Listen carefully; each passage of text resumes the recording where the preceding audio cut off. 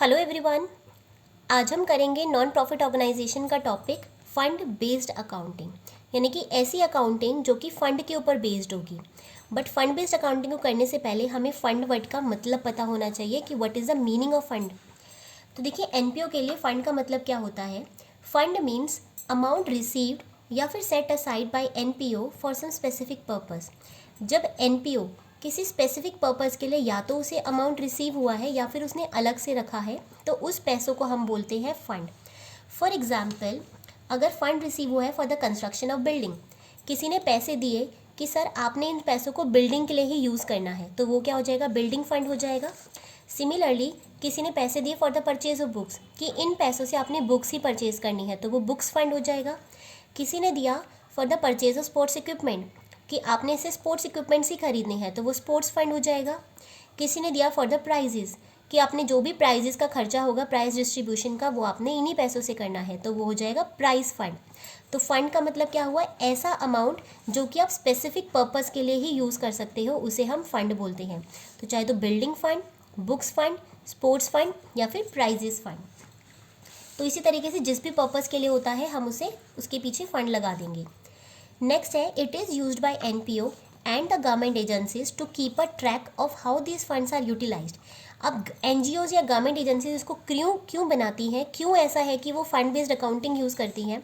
देखिए, उनका main purpose profitability को मेजर करना नहीं होता, बल्कि उन्हें ये देखना होता है कि हमारे फंड्स किस तरीके से यूटिलाइज्ड हो रहे हैं, उसके ऊपर एक रिकॉर्ड करना। जब मुझे पता है कि मुझे बुक्स के लिए कुछ फ़ंड मिला है, 1 लाख रुपये का फ़ंड मिला है, और मैं उसमें से एक्सपेंसेस कर रही हूँ 20,000 रुपीज़ की, तो मेरे पास एक रिकॉर्ड रहेगा कि मेरे पास बुक्स के लिए कितना फ़ंड है, 80,000 रुपीज़ का फ़ंड है। तो मैं एक रिकॉर्ड रख पा रही हूँ कि मैंने अपना क्या किया, कि बुक्स के लिए मेरे पास कितना फ़ंड अवेलेबल है। तो बुक्स के ऊपर अभी 20,000 का एक्सपेंस हुआ और 80,000 अभी भी मेरे पास है। तो क्या कर रहे हैं हम, क्या मैं प्रॉफिटेबिलिटी निकाल रही हूँ कि मेरे पास कितने की बुक्स आई, कितने की गई? नहीं, हम प्रॉफिट तो चेक नहीं कर रहे, बल्कि हम ये देख रहे हैं कि हमारे पास कितना फ़ंड था और हमने उसे कैसे यूटिलाइज़ किया। तो हम यूटिलाइजेशन ऑफ फंड्स देख रहे हैं, ना कि प्रॉफिटेबिलिटी ऑफ फंड्स देख रहे हैं। तो we are just checking that how the funds are utilised by the NPO, we are keeping a track on these things. तो ये एनपीओ तभी यूज़ करता है, फंड बेस्ड अकाउंटिंग। इसके बाद देखिए, अगर एनपीओ को कोई भी अमाउंट रिसीव होता है स्पेसिफिक पर्पस के लिए, अगर आप किसी मंदिर में पैसे डोनेट करते हैं, कहीं आप किसी भी टेंपल में चले जाइए, वहाँ पे कई बार 4-5 लोग बैठे होते हैं और वो कहते हैं कि सर डोनेशन देना है, हम मंदिर में बिल्डिंग बना रहे हैं, या हम यहाँ पे कमरा बना रहे हैं कि जो भी यहाँ पे श्रद्धालु रहना चाहते हैं तो हम उनके लिए कमरा बना रहे हैं, रूम बना रहे हैं।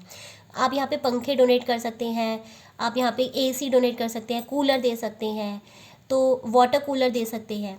तो क्या वो एनपीओ अपनी मर्जी से उस पैसे को खर्चा कर लेगा? अगर मैंने वहाँ जाके 10,000 रुपीज़ डोनेट कर दिए कि सर इन पैसों को ना आप रूम कंस्ट्रक्शन में ही लगाना, कि जो भी श्रद्धालु यहाँ पे रुकेंगे आप उनके लिए रूम कंस्ट्रक्ट कर रहे हो, तो आप इन 10,000 रुपीज़ को उन कंस्ट्रक्शन के लिए लगाना। तो ये एक एनपीओ के लिए क्या है, एक ऑब्लिगेशन है उनके लिए। अब उनको क्या करना है, इन 10,000 रुपीज़ को इसी पर्पज़ के लिए यूज़ करना है। अब इससे वो किसी और चीज़ को फाइनेंस नहीं कर सकते, तो वो क्या करेंगे, 10,000 रुपीज़ उनके लिए लाइबिलिटी हो जाएगा। तो whenever any amount is receive for specific purpose, it is a liability. तो ये उनके लिए लाइबिलिटी है and it is to be utilise for that purpose only. उसी के लिए यूटिलाइज कर सकते हैं, वो किसी और के लिए नहीं करेंगे। और इसीलिए हम इसे कहाँ पे रिकॉर्ड करेंगे, लाइबिलिटी साइड पे हम इसको रिकॉर्ड करेंगे। अब जैसा मैंने बोला भी कि किसी पर्सन ने मुझे 1 लाख रुपये दिया कि मैम आप ना इसी से ना बुक्स खरीदना। मैंने कहा ठीक है, मैं इससे बुक्स खरीद लूँगी 1 लाख रुपये की। अब मैंने बुक्स के ऊपर एक्सपेंस किया 20,000 रुपीज़ का, तो मैं क्या करूँगी, इसमें से जितने भी एक्सपेंसेस हैं हम उनको डिडक्ट कर देंगे। तो मेरे पास कितना बच गया, 80,000 का हो गया। अब मेरे पास और डोनेशंस आए बुक्स के लिए, कुछ और लोग आए, उन्होंने कहा हमें भी पैसा डोनेट करना है बुक्स के लिए, उन्होंने मुझे 10,000 रुपीज़ और डोनेट कर दिए, तो मेरे पास अब फंड कितना हो गया, 90,000 रुपीज़ का। यानी कि जितने भी एक्सपेंसेस हैं मैं इसी फंड से करूँगी, और जितने भी डोनेशंस मुझे मिलेंगे बुक्स के लिए वो मैं इसमें ऐड कर दूँगी। तो यही है, deduct all expenses from that fund. भाई तुमने फंड इसी बात का बनाया ना कि हम इसी में से सारे खर्चे करेंगे।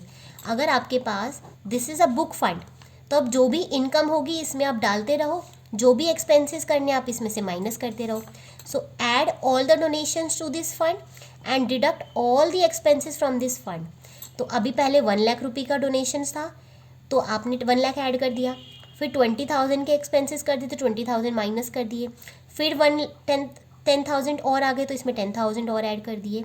तो यही होता है फंड बेस्ड अकाउंटिंग।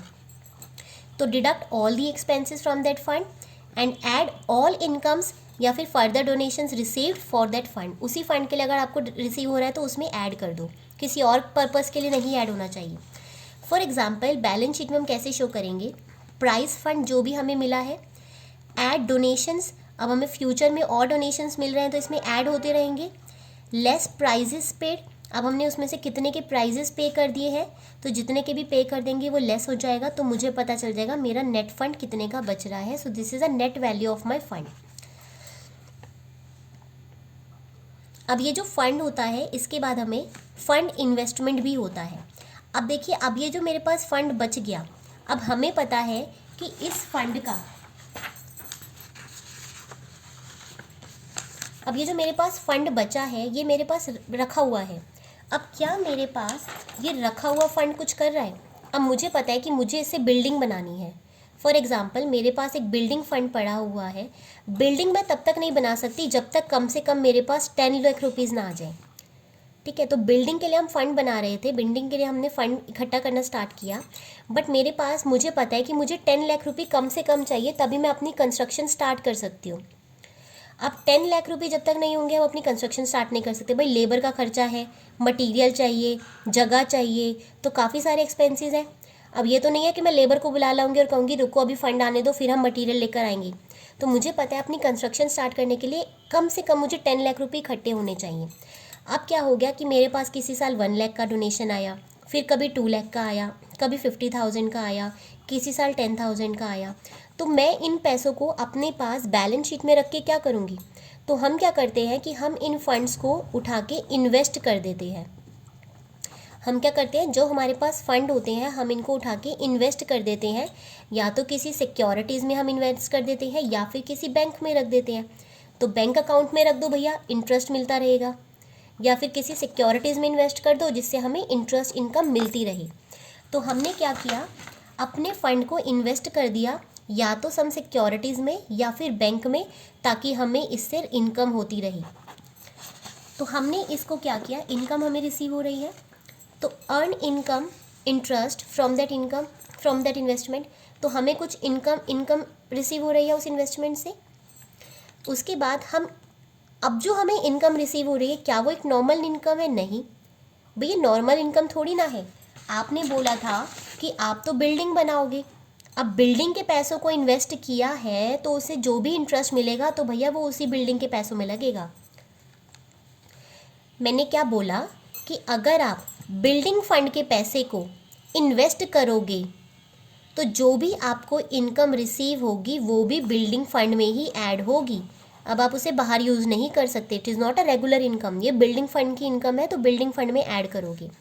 ठीक है, तो it is such income is not a normal income that can be use for any purpose. तो ये आप किसी भी पर्पज़ के लिए यूज़ नहीं कर सकते, ये आपकी स्पेसिफिक पर्पज़ के लिए यूज़ होगी, but it is again a liability to be use for that purpose only.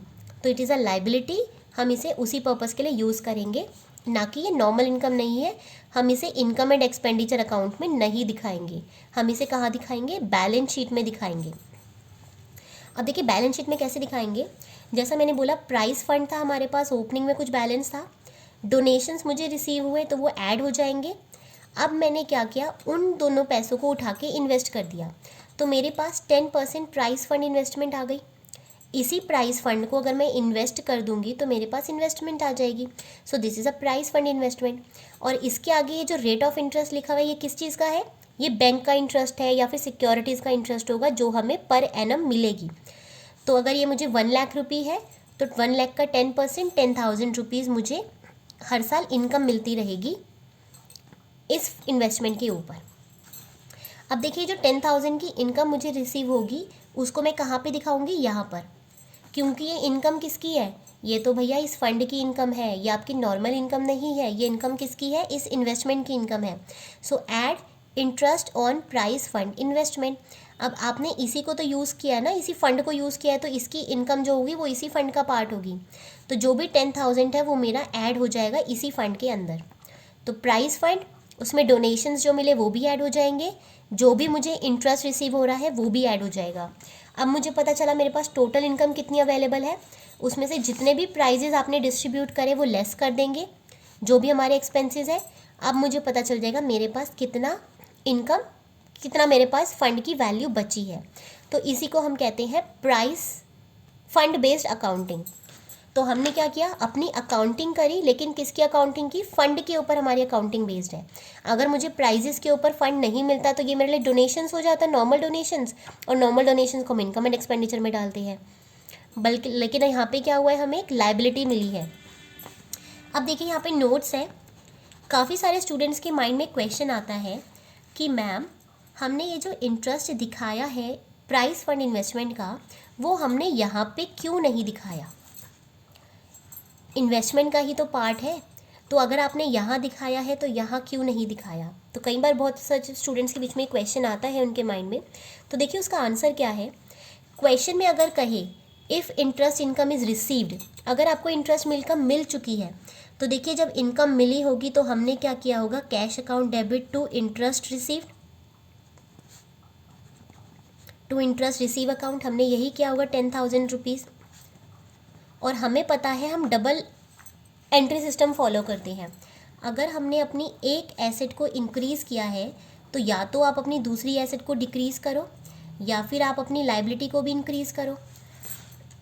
यही करते हैं ना हम डबल एंट्री सिस्टम में, कि अगर आपकी एसेट इंक्रीज़ हो रही है तो दूसरी एसेट कम होनी चाहिए, या फिर आप लाइबिलिटी इंक्रीज़ करो, तो ही हमारी डबल एंट्री सिस्टम फॉलो होगा। अब जब मुझे कैश में इंटरेस्ट मिल चुका है तो मेरी एसेट साइड तो ऑलरेडी इंक्रीज़ हो चुकी है। अब मैं दोबारा उसको यहाँ पे ऐड करके मैं 2 बार एसेट थोड़ी ना इंक्रीज़ कर सकती हूँ। तो इसीलिए हम क्या करेंगे, एक बार एसेट कब इंक्रीज़ हो गई, जब मुझे कैश मिला था। So this side has already increased, अब मैं दोबारा इंक्रीज़ नहीं करूँगी। अब मुझे अपनी क्या इंक्रीज़ करनी है, लाइबिलिटी। तो इसीलिए जो भी इंटरेस्ट इनकम है मैं उसे कहाँ पे रिकॉर्ड करूँगी, इस साइड पर।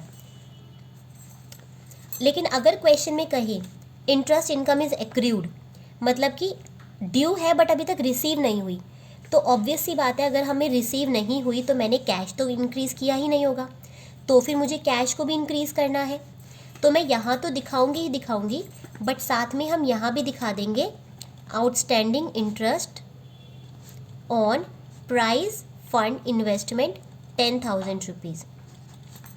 इन शॉर्ट अगर मैं बोलूँ तो मैंने क्या बोला कि अगर क्वेश्चन में गिवन हो कि इंटरेस्ट इनकम रिसीव हो चुकी है तो ये साइड ऑलरेडी इंक्रीज्ड है, तो हमें ये साइड इंक्रीज़ करनी है। बट अगर क्वेश्चन हमें नहीं बताता कि हमें इंटरेस्ट इनकम रिसीव हुई है, मतलब कि वो एक्रूड है, एक्रूड इनकम होगी तो हमें दोनों साइड रिकॉर्ड करनी है, तो हम यहाँ तो करेंगे ही, साथ के साथ हम यहाँ भी कर देंगे outstanding interest on PFI price fund investment 10,000 rupees. Accrued है, मिली नहीं है तो हमारे लिए एसेट साइड पे रिकॉर्ड हो जाएगा, अभी एसेट बन गई है हमारे लिए, हमें फ्यूचर में रिसीव होने वाली है। So this is the way हम फंड बेस्ड अकाउंटिंग को रिकॉर्ड करते हैं। आई होप आपको ये समझ में आया होगा। Thank you.